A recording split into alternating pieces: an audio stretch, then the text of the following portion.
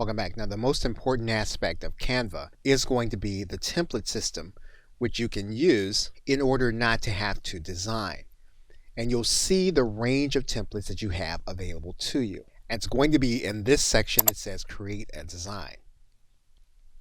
And you'll see the different types broken down into sections: social media, documents, personal, education, marketing, events, and advertisements. Each section has multiple forms. So for example, you'll see everything from an Instagram post and social media all the way over to a YouTube thumbnail. When you click inside of one of the templates, you'll notice there are going to be different forms of that particular design, and you'll see them in this section.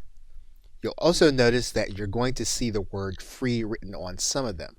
That means then that if you like one of the other templates that doesn't have the word free, you can pay for that template in order to use it.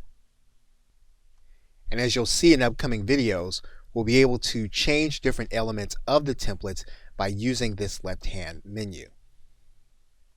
And once you've started the editing process, you'll notice then that you have a section here at the bottom called Your Designs.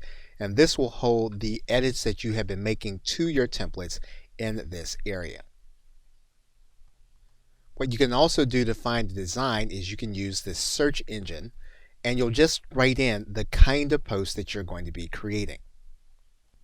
What you'll then be able to do is to click that link. This will give you access to a specific kind of template where, again, you have choices between free and paid templates.